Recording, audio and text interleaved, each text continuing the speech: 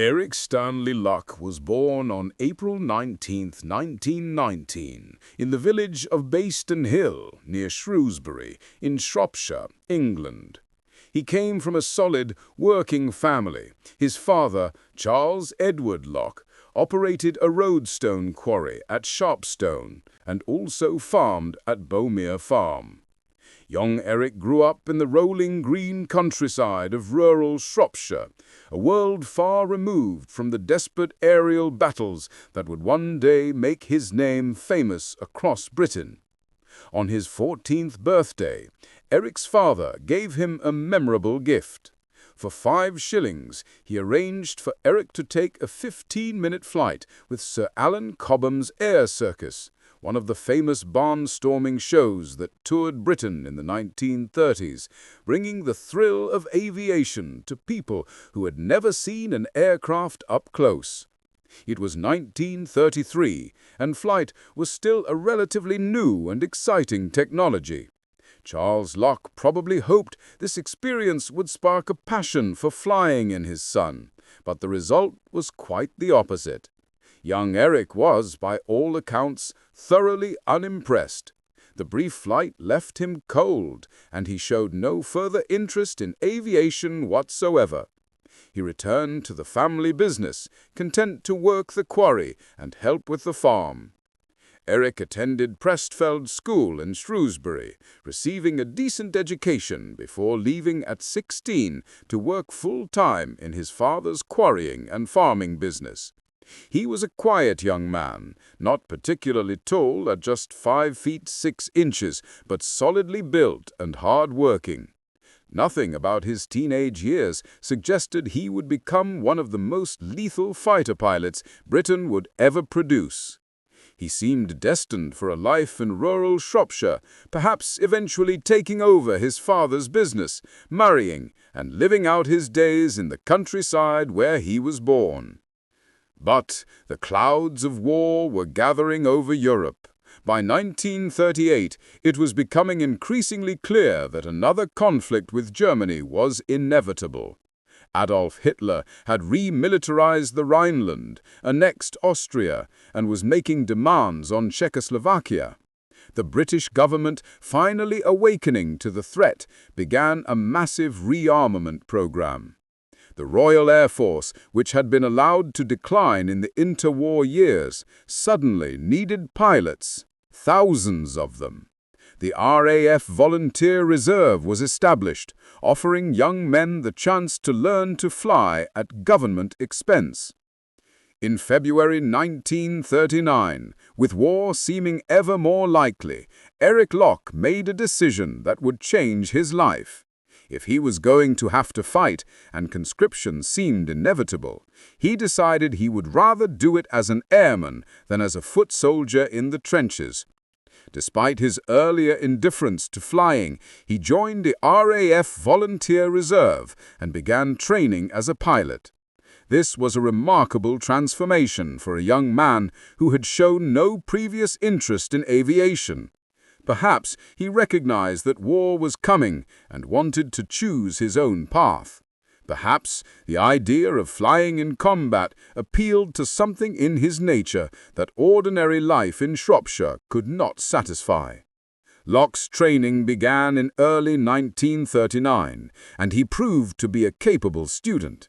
He wasn't the most naturally gifted pilot his instructors had ever seen, but he was determined, methodical, and utterly serious about mastering his aircraft. His instructors noted that he was quiet, kept to himself, and didn't socialize much with the other trainees. There was something solitary about Eric Locke, a self-contained quality that would define him throughout his brief life. When Britain declared war on Germany on September 3, 1939, Locke was still in training, but as a trained pilot, he was immediately called up for active service. He continued his training through the winter of 1939 and into early 1940, learning to fly increasingly advanced aircraft. By late May 1940, he had completed his training and was commissioned as a pilot officer with the service number 81642. He was posted to number 41 Squadron, one of the RAF's fighter squadrons, based at RAF Catterick in Yorkshire. The squadron flew the Supermarine Spitfire, the sleek, beautiful fighter that would become the symbol of British resistance. Interestingly, despite completing his training, Locke had not actually flown a Spitfire before arriving at 41 Squadron. His first solo flight in a Spitfire took place on June 21, 1940. This was a critical time in the war. France had fallen to the German blitzkrieg and would surrender on June 25 after just 46 days of fighting. The British Expeditionary Force had been evacuated from Dunkirk, leaving behind nearly all its equipment. Britain now stood alone against Nazi Germany, and everyone knew that Hitler's next move would be an attempt to invade England. But first, the Luftwaffe would have to destroy the Royal Air Force and achieve air superiority. Locke spent the early summer of 1940 training on the Spitfire and flying defensive patrols over northern England. In July, he received permission to take a week's leave, and he returned to Shrewsbury to marry his childhood sweetheart, Peggy Myers. Peggy was something of a local celebrity. She had been crowned Miss Shrewsbury in 1937, and she was beautiful, vivacious, and very much in love with Eric. They were married at St. Julian's Church in Shrewsbury on July 27, 1940. It should have been the happiest day of Eric's life, and in many ways it was, but the shadow of war hung over everything. He knew he would be going into combat soon, knew that many pilots were already dying in the desperate air battles being fought over southern England. He and Peggy had only a brief time together before he had to return to his squadron. The Battle of Britain had officially begun in July 1940, but for Locke and 41 Squadron, based in the north, the action was frustratingly distant. The main German attacks were focused on southern England, the Channel, and London. Locke flew patrol after patrol, chasing occasional lone raiders that ventured into northern airspace, but he saw little real action. He found this intensely frustrating. He had trained to fight, he was ready to fight, but the war seemed to be happening somewhere else. His squadron mates later remembered him as increasingly impatient, eager to get into the battle, to prove himself, to do what he had been trained to do. His opportunity came on August 15, 1940, a day that would become known as Black Thursday for the Luftwaffe. The Germans launched their most ambitious operation yet, attacking targets across Britain simultaneously in an attempt to overwhelm Fighter Command. For the first time, they sent a major force against northern England, striking from their bases in Norway. German intelligence had convinced Hermann Göring that the north was lightly defended, that most of Fighter Command's strength was concentrated in the south. They were about to discover their mistake. That morning, 41 Squadron was scrambled to intercept a large formation of enemy aircraft heading for targets in Yorkshire and the northeast. Locke and his squadron mates climbed rapidly to 20,000 feet north of their base at Catterick. There, spread across the sky, was exactly what Locke had been waiting for, a mass formation of German aircraft. Messerschmitt Bf-110 twin-engine heavy fighters, which the Germans believed would dominate the skies, along with Junkers Ju-88 bombers. The squadron commander ordered a line astern formation, and they dived to attack. In his first real combat, Eric Locke kept his head and followed his training. He positioned himself behind Bf-110 and opened fire with 2 short bursts from his 8 Browning machine guns. The starboard engine of the German aircraft caught fire. Locke stayed with it, following it down from 20,000 feet to 10,000 feet, firing into the fuselage until the port engine also burst into flames. The gunner in the 110 stopped returning fire, either killed or wounded. Locke continued following the stricken aircraft down to 5,000 feet, watching to make sure it was truly finished. He was prepared to claim only a probable kill. In the confusion of combat, it was often impossible to be certain of results. But another pilot from 41 Squadron saw the 110 crash into Seaham Harbour, confirming Locke's first victory. But Locke wasn't finished. He climbed back up and found the Junker Ju-88 bombers, selected one, and attacked. The engagement was brief and brutal. The bomber went down, Locke's second confirmed kill of the day. In his first taste of real combat, Eric Locke had proven himself to be a natural fighter pilot. Something about him, his eyesight, his reflexes, his ability to remain calm in the chaos of aerial combat, made him exceptional. But 41 Squadron was still in the north, and the main battle was being fought hundreds of miles to the south. Day after day, the Luftwaffe sent massive formations of bombers escorted by fighters against targets in southern England and London. Fighter command was being bled white, losing pilots faster than they could be replaced. Every squadron needed to be in the south. On September 3, 1940, 41 Squadron received orders to deploy to RAF Hornchurch in Essex, right in the heart of the combat zone. Hornchurch was one of Fighter Command's most important airfields, protecting the approaches to London from the east. For Eric Locke, this was exactly what he had been waiting for. Within days, he would be tested as never before. On September 5th, Locke flew his first patrol from Hornchurch. He was flying as Red 2, positioned behind and protecting the squadron leader. They were vectored toward a formation of German bombers attacking over the Thames estuary. The squadron engaged, and Locke found himself in a swirling dogfight. He spotted two Heinkel 111 medium bombers and attacked. The first 111 went down, trailing smoke and flames. Locke pressed his attack on the second bomber, following it down to make absolutely certain it was destroyed. This was becoming a pattern with Locke. He didn't just damage enemy aircraft, he made sure they were finished. But following an enemy aircraft down was dangerous. It made a pilot vulnerable to attack from other enemy fighters who might be above. Locke was about to learn this lesson the hard way. As he watched the second Heinkel falling, a Messerschmitt Bf 109 dropped on him from above and opened fire. Cannon shells and machine gun bullets ripped into Locke's Spitfire, and he felt a sudden, searing pain in his left leg. He had been wounded. Many pilots, hit and wounded on their first or second combat mission, would have broken off and headed for home. Locke did the opposite. He immediately hauled his Spitfire into a steep climb, zoom climbing for altitude.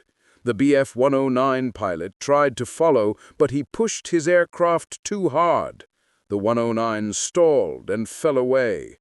Locke reversed direction instantly and dived after the German fighter. As it came out of its stall, struggling to recover, Locke closed to point-blank range and fired several short, precise bursts. The Bf 109 exploded. Locke had turned the tables on his attacker and shot him down. Now Locke had 3 confirmed victories in one mission, despite being wounded. But there was something else remarkable about what happened next. Locke spotted the crew of one of the downed Heinkels in the water below, struggling in the Thames estuary. Despite his wound, despite the danger, he circled low over the area until he attracted the attention of a nearby fishing boat, directing them to rescue the German pilot and crew. Even in the heat of battle, even wounded, Locke retained his humanity. War was one thing, but leaving men to drown was another. The next morning, September 6th, Locke should have been grounded to recover from his leg wound. Instead, he ignored the injury and flew again. In an engagement over Dover, he shot down a Junkers Ju-88 bomber, sending it plunging into the English Channel. That was his 7th victory, and he had been flying operationally for just 2 days. After 2 days of rest, Locke was back in action on September 9th. In a series of engagements over Kent, he claimed 2 Bf-109s, another Ju-88, and a Bf-110, 4 more victories in a single day. On September 11th, he added another Ju-88 and another Bf-110 to his tally. At this point, Eric Locke had been flying combat operations from Hornchurch for exactly 1 week, and he had 9 confirmed victories. 8 of those 9 had come in less than 7 days of flying.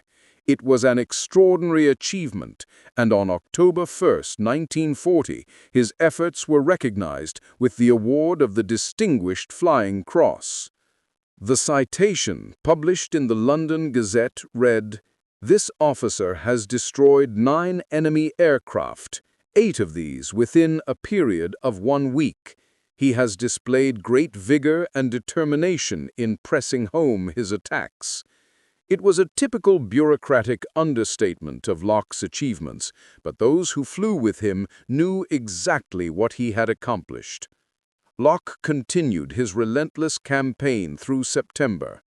On September 14th, he shot down 2 Bf-109s. September 15th, the day now commemorated as Battle of Britain Day, saw him involved in the massive air battles over London and the southeast. He shared in the destruction of a Dornier Do-17 bomber and shot down another Bf-109 over Clacton-on-Sea in Essex. On September 18th, he claimed another Bf-109 probably destroyed, and then definitely destroyed another one later that same day over Gravesend. On September 20th, Locke filed a combat report that was unusual even for him. He reported attacking and shooting down what he identified as a Heinkel HE-113. In fact, the Heinkel 113 was a propaganda myth. The aircraft he engaged were likely Bf-109s misidentified in the heat of combat. Immediately after this engagement, Locke spotted a Henschel HS-126 reconnaissance aircraft. Rather than letting it escape, Locke pursued it across the English Channel, deep into German-controlled airspace, finally shooting it down over the German gun batteries on the French coast. This was extraordinarily aggressive and risky behavior, pursuing a single reconnaissance aircraft into the heart of enemy territory, where he could be attacked by German fighters at any moment, or hit by anti-aircraft fire. But Locke got away with it and returned to base with 2 more confirmed kills. For this sequence of victories, 15 enemy aircraft destroyed in just 19 days, Locke was awarded a bar to his Distinguished Flying Cross on October 22, 1940. This was an extremely rare honor, essentially a second award of the same metal, recognizing repeated acts of exceptional gallantry. The citation noted, "In September 1940, whilst engaged on a patrol over the Dover area, Pilot Officer Locke engaged 3 Heinkel 113s, one of which he shot down into the sea. Immediately afterwards, he engaged a Henschel 126 and destroyed it. He has displayed great courage in the face of heavy odds, and his skill and coolness in combat have enabled him to destroy 15 enemy aircraft within a period of 19 days. After the incredible intensity of September, 41 Squadron was rotated out of the front line for 4 weeks of rest. The pilots were exhausted, and Locke was no exception. The constant combat, the daily missions, the loss of squadron mates, it all took a psychological toll. Locke used this time to spend precious days with Peggy, trying to rest and recover before the inevitable return to combat. In early October, 41 Squadron returned to RAF Hornchurch, and Locke immediately resumed operations. On October 5th, he claimed another Bf-109 with 2 probables over Kent. On October 9th, another confirmed Bf-109 10 miles from Dover, followed seconds later by a probable. On October 11th, off Dungeness in Essex, he dispatched yet another Bf-109. Then, on October 20th, 1940, he achieved something remarkable. He shot down a Bf-109 directly above RAF Biggin Hill, one of Fighter Command's most important airfields. This victory brought his total to 20 confirmed kills, making him a quadruple ace, a pilot with 20 or more victories. On October 25th, Locke destroyed another Bf-109, bringing his tally to 21 aerial victories. The Battle of Britain officially ended on October 31st, 1940, and when the final statistics were compiled, Eric Locke, with 21 confirmed victories, was the most successful Allied ace of the entire campaign. No British or Commonwealth pilot had shot down more enemy aircraft during the battle. At just 21 years old, Locke had become one of the most successful fighter pilots in the RAF. But Locke's luck was about to run out, at least temporarily. On November 8, 1940, his Spitfire was badly damaged during a skirmish with several Bf-109s over Beachy Head in East Sussex. The aircraft was so badly shot up that Locke had to crash-land it in a ploughed field, but he walked away uninjured. 9 days later, his luck ran out completely. On November 17, 1940, No. 41 Squadron was scrambled to intercept a formation of 70 Messerschmitt Bf-109s, providing top cover for a bomber raid on London. It was a typically unequal fight, a handful of Spitfires against a mass of German fighters. Locke, as always, attacked aggressively. He shot down one Bf-109 and set another on fire. Then, at 20,000 feet, his Spitfire was hit by a volley of cannon shells from a German fighter he never saw. The shells struck with devastating effect, severely injuring Locke's right arm and both of his legs. Locke's situation was desperate. His aircraft was badly damaged and difficult to control. He was bleeding heavily from multiple wounds. He was too badly injured to bail out. Even if he could have climbed out of the cockpit, he wouldn't have been able to operate his parachute with one arm useless and both his legs mangled. He couldn't execute a normal landing because he had almost no control over the aircraft and no way to slow it down. At 20,000 feet, bleeding and in tremendous pain, Eric Locke faced the very real possibility that he was about to die. But Locke didn't panic. With extraordinary coolness and skill, he began coaxing his crippled Spitfire down through the sky. He lost altitude gradually, using what little control he had to guide the aircraft toward RAF Martlesham Heath in Suffolk. At 2,000 feet, he switched off the engine and began gliding the Spitfire toward a suitable crash site near the airfield. He managed to get the landing gear down and executed what witnesses described as a wheels-down landing, essentially a controlled crash into a field. The impact was brutal, but Locke survived it. He was trapped in the cockpit, unable to move because of his injuries and bleeding profusely from multiple wounds.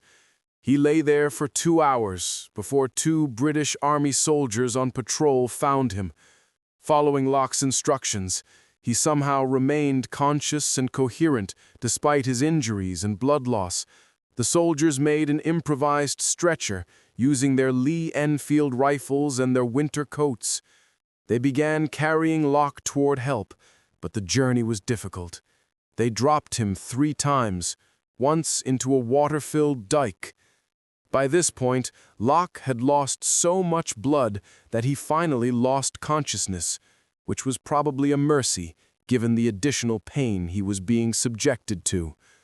Locke was eventually transferred to the Princess Mary's Hospital at RAF Halton in Buckinghamshire. His injuries were catastrophic, shrapnel and cannon shell fragments embedded throughout his right arm and both legs. Over the following 3 months, he underwent 15 separate operations to remove the metal fragments and tried to repair the damage. It was a long, painful process, and there were times when it looked like he might not survive or might never fly again. While Locke was lying in his hospital bed, recovering from his wounds, he received news that he had been awarded the Distinguished Service Order on December 17, 1940. This was one of the RAF's highest decorations for valor, typically reserved for senior officers. For a pilot officer to receive a DSO was almost unheard of. The citation read, "This officer has shown exceptional keenness and courage in his attacks against the enemy." In November 1940, whilst engaged with his squadron in attacking a superior number of enemy forces, he destroyed 2 Messerschmitt 109s, thus bringing his total to at least 22. His magnificent fighting spirit and personal example have been in the highest traditions of the service. Locke also shared his hospital ward with another Battle of Britain ace, Richard Hillary, who was recovering from terrible burns sustained when his aircraft was shot down. Hillary would later write a famous book, The Last Enemy, about his experiences. He remembered Locke as being particularly difficult during his recovery, cursing the nurses during painful medical treatments, and generally being what Hillary called vociferous. Locke was not a patient patient. During Locke's months of hospitalization and recovery, he had become a national hero. Newspapers had followed his exploits during the Battle of Britain, and the public knew the story of Sawn-Off Lockie, the nickname his squadron mates had given him because of his short stature. He was the most successful ace of the battle, married to a beauty queen, and the very image of the dashing RAF fighter pilot. When he was well enough to leave the hospital, he made only one trip. On April 1, 1941, traveling on crutches and in full uniform to Buckingham Palace, where King George VI personally presented him with his DSO, his DFC, and the bar to his DFC. It must have been an overwhelming moment for a young man from rural Shropshire who had never sought fame or glory. Locke spent several months recovering and convalescing, much of it at his family home in Baston Hill. When he returned to Shropshire, his family was shocked by the change in him. The quiet, serious young man who had gone off to war had been transformed by his experiences. He was withdrawn, haunted by something he couldn't articulate. His family hoped desperately that he would be declared unfit for further combat duty, that he could spend the rest of the war training new pilots or working in some administrative capacity. But that wasn't Eric Locke's way.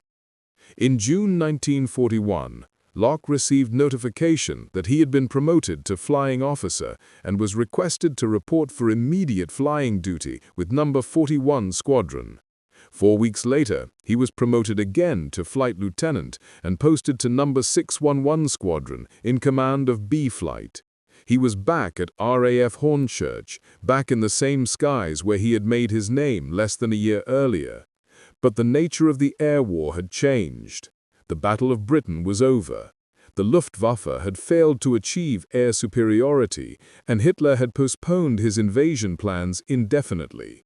Now Fighter Command was going on the offensive, flying sweeps over occupied France, trying to bring the Luftwaffe to battle and support resistance operations on the continent.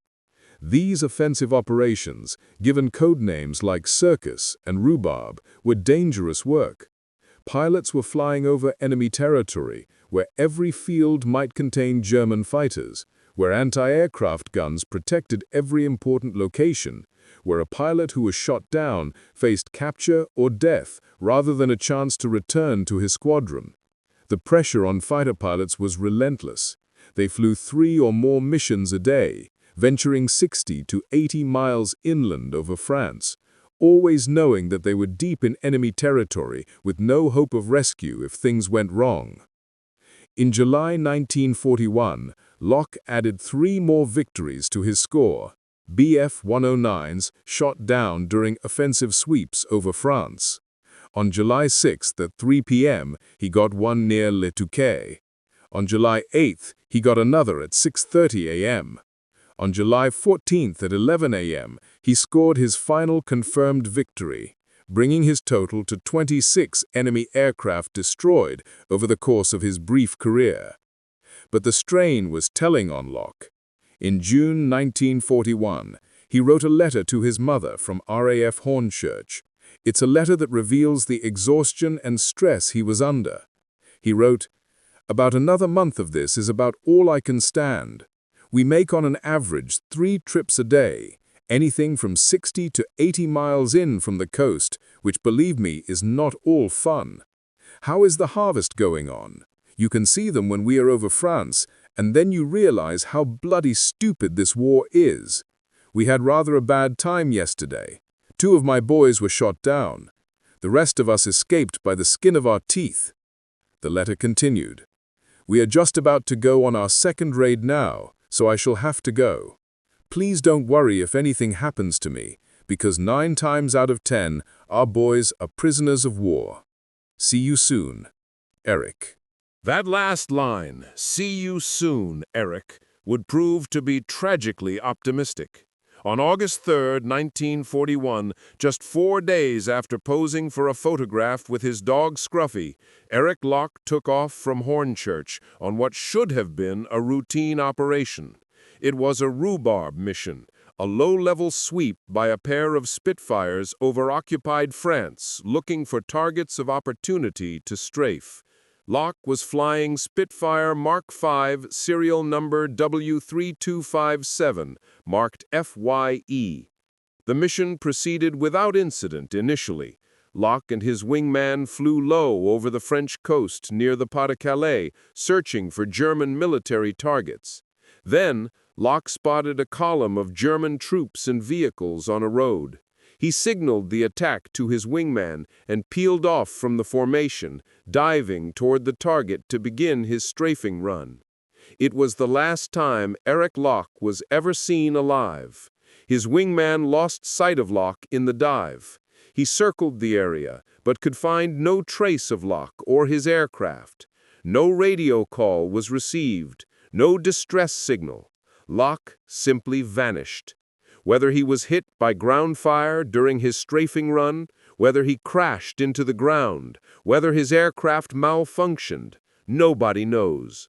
Despite immediate search efforts by the RAF and years of investigation by the Commonwealth War Graves Commission, neither Locke's body nor any wreckage from his Spitfire has ever been found.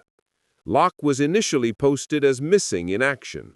His family and his squadron mates clung to the hope that he had survived, that he had been picked up by the Germans and was a prisoner of war.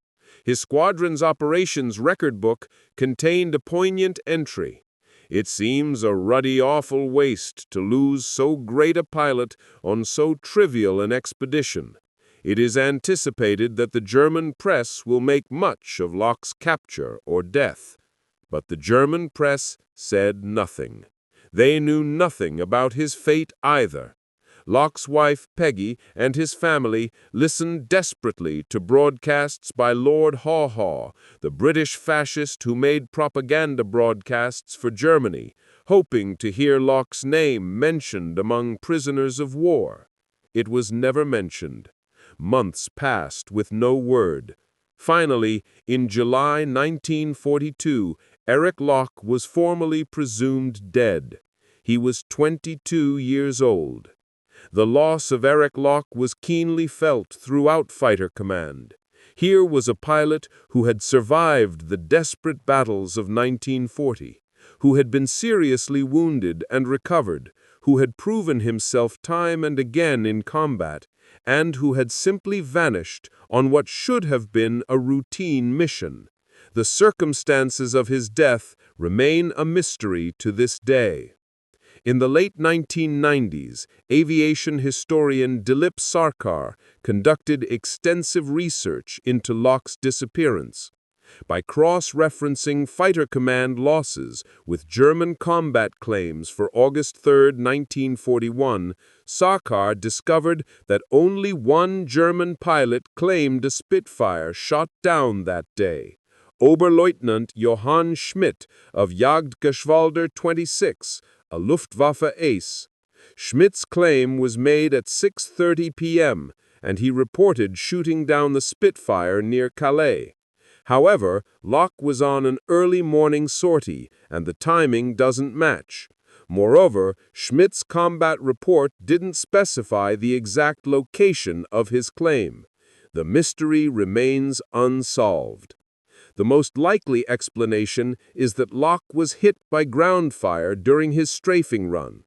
Anti-aircraft fire was a constant danger for pilots flying low-level missions over France. At low altitude, there was no time to recover from damage, no altitude to bail out, no chance to glide to a landing.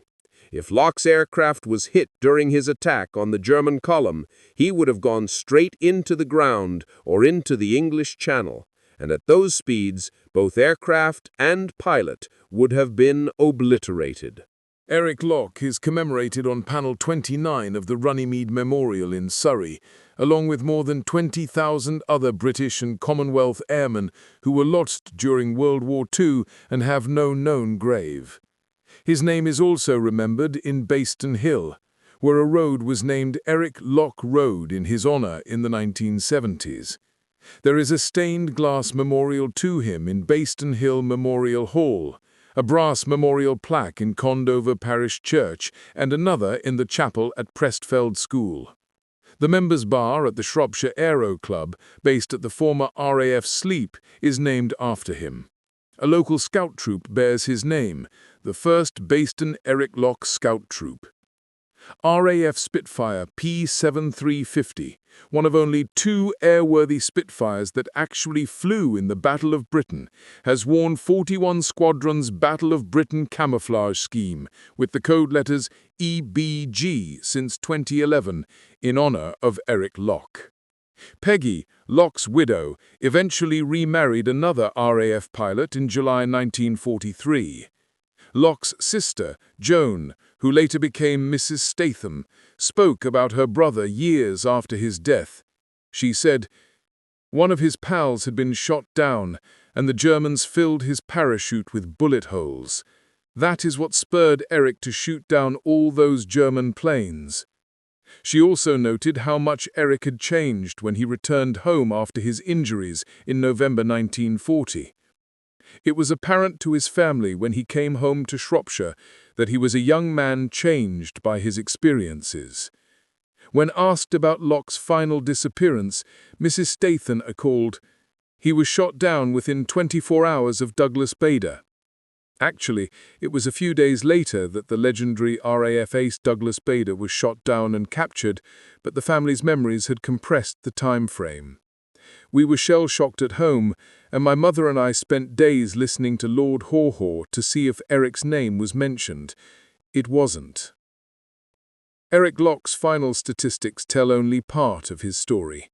He was officially credited with 26 enemy aircraft destroyed, 1 shared destroyed, and 8 probables.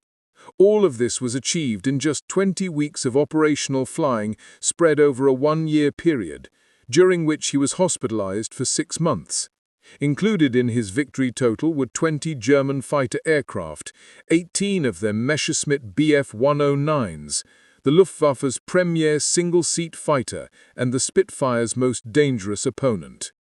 What made Eric Locke so successful? Aviation historian Dilip Sarkar, who has studied Locke extensively, believes it was a combination of natural ability and skill. "It's deflection shooting. It's an ability and a gift," Sarkar explained. You have obviously got to be a good pilot, but on the other hand, there's a lot of evidence that during the Battle of Britain, some pilots' flying was just a little too precise. The ones who survived the longest tended to be the pilots that flew and skidded around the skies. So for Locke, it is a standard of flying, a gift, and like that of a great painter, you have got to have the gift of the talent. Locke's combat tactics were distinctive. He was known for pressing his attacks to extremely close range before opening fire, sometimes as close as 50 yards from his target, when many pilots would fire from 300 or 400 yards. At such close range, his fire was devastatingly accurate, but it also meant he was flying through the debris of his own kills, risking collision or damage from exploding enemy aircraft. His squadron mates remembered his extraordinary aggression and his willingness to take on any opponent, regardless of the odds. Fellow 41 Squadron pilot Peter Sneezy Brown later recalled that Locke's claims were initially doubted by some of his squadron mates. But Locke, who had grown up on a farm with a shotgun in his hands, was a natural deflection shot. He had an innate ability to judge the lead needed to hit a moving target. Post-war research has confirmed that the majority of Locke's claims were accurate. In cases where his claims couldn't be confirmed, it was simply because the speed of combat deceived the eye, or because a damaged enemy aircraft managed to limp home rather than crashing where it could be verified. There was something else about Locke that set him apart: his temperament. He was utterly fearless in combat, yet he never became reckless or careless. He pressed his attacks with tremendous aggression, yet he remained tactical and thoughtful, constantly learning from each engagement. Fellow pilots described him as the bravest man they had ever known, someone who never showed fear and who inspired others through his example rather than through words. He rarely spoke about his victories or his experiences, maintaining the same quiet, self-contained demeanor that had characterized him since childhood. Locke's story represents both the triumph and the tragedy of the Battle of Britain generation. He came from ordinary stock, a farmer's son from rural Shropshire, with no military background, no private school education, no social connections. Yet when his country needed him, he rose to extraordinary heights. In the space of a few months in 1940, he went from being an unknown pilot to being the most successful ace of the most important aerial battle in British history. He proved that in the air, none of the traditional class distinctions of British society mattered. What mattered was courage, skill, and determination, and Locke had all three in abundance. But his story also illustrates the terrible cost of that victory. Locke survived the desperate battles of 1940, when so many of his comrades were killed. He survived being shot down and grievously wounded.